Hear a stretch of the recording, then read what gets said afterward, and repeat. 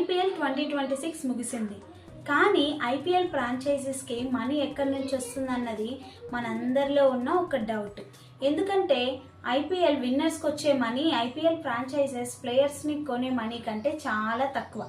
Hi everyone, welcome to Mohini history and facts channel. Media and IPL broadcasting నుంచే IPL ఫ్రాంచైజెస్కి 5,000 crores every year వస్తాయి. అంటే each టీమ్కి సుమారు 500 కోట్లు వస్తాయి. ఇవే కాకుండా టీమ్ స్పాన్సర్స్ వాళ్ళ లోగోస్ని టీషర్ట్స్ పైన, క్యాప్స్ పైన, హెల్మెట్స్ పైన, ప్రాక్టీస్ కిట్స్ పైన వేసుకున్నందుకు కూడాను ఐపీఎల్ ఫ్రాంచైజ్కి మనీ పే చేస్తారు.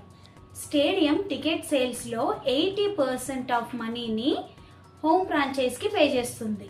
Digital and social media deals అంటే యూట్యూబ్, ఫేస్బుక్, ఇన్స్టాగ్రామ్ కంటెంట్ పార్ట్నర్షిప్తో పాటు బ్రాండ్ కొలాబరేషన్స్ నుంచి 50 to 100 crores ఐపీఎల్ ఫ్రాంచైజెస్కి వస్తాయి. వీటితో పాటు ప్రైజ్ మనీ అమౌంట్ కూడా యాడ్ అవుతుంది. వీటన్నిటిని కలుపుకుంటే ఆల్మోస్ట్ 500 to 800 crores ఈచ్ టీమ్కి వస్తాయన్నమాట.